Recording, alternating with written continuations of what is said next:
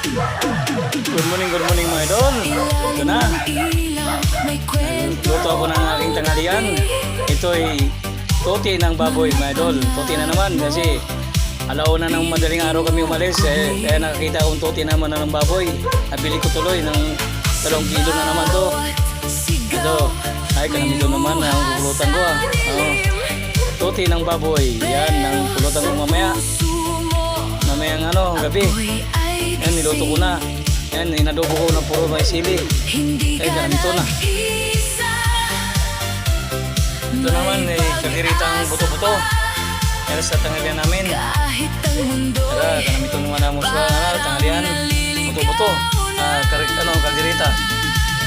Yan, yummy. Sarap talaga, tuti na itong baboy, tuti. Ito ang pulutan ko mamaya, gabi. Thank you for watching.